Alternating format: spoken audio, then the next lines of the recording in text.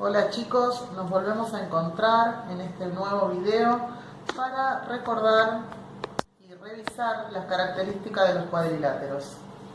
Los cuadriláteros recordamos que son figuras geométricas que, como su nombre lo indica, poseen 4 lados.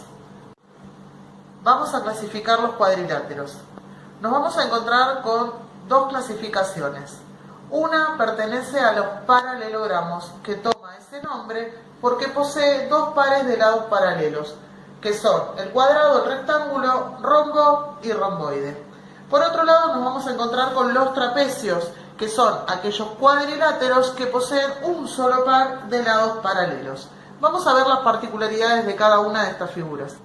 Encontramos el cuadrado. El cuadrado es una figura geométrica, ¿sí?, que pertenece a los paralelogramos, que contienen las siguientes características. Tienen 4 lados que son de igual medida y son paralelos entre sí, es decir, estos dos lados opuestos son paralelos y estos dos lados opuestos son paralelos entre sí. Poseen también 4 ángulos internos que son rectos, es decir, que todos miden 90 grados. Los 4 ángulos tienen la misma medida. Y a su vez, también en su interior podemos trazar dos diagonales que al unirse se van a formar 4 espacios, y también en esos espacios de unión nos van a formar ángulos de 90 grados.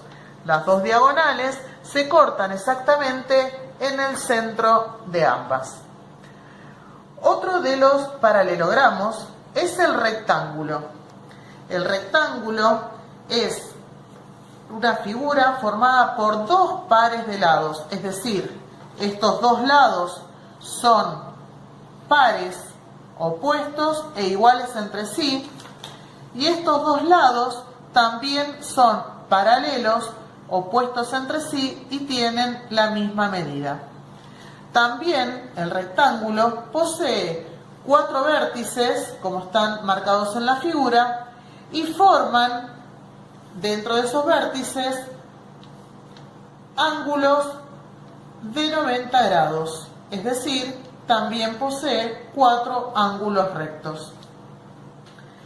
Otro de los paralelogramos es el rombo. El rombo tiene la particularidad, al igual que los cuadrados, que todos sus lados son de igual medida. También nos delimitan 4 ángulos internos y los opuestos son exactamente iguales entre sí. Es decir, que el ángulo A y el ángulo C son de igual medida y el ángulo B con el ángulo D también van a tener igual medida. El A y el C podemos observar que son ángulos agudos. El B y el D, por el contrario, van a ser ángulos obtusos. También dentro de los rombos se pueden marcar dos diagonales que se van a cruzar en su punto medio, delimitando 4 sectores con ángulos rectos de 90 grados, al igual que en el cuadrado. Vamos a otra figura particular dentro de los paralelogramos, que es el romboide. El romboide tiene la particularidad de tener 2 pares de lados que son iguales entre sí. Es decir, los dos lados B son exactamente iguales y paralelos entre sí, es decir, que nunca se van a cruzar, siempre se van a mantener a la misma distancia. Y los dos lados A también van a ser paralelos entre sí y van a tener la misma medida.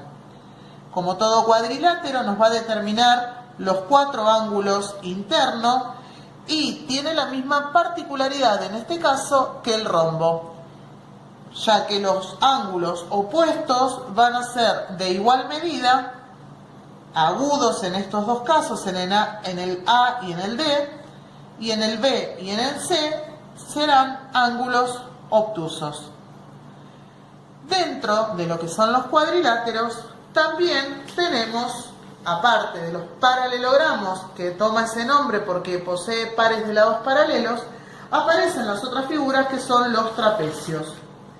Los trapecios tienen la particularidad de tener un solo par de lados que son paralelos entre sí.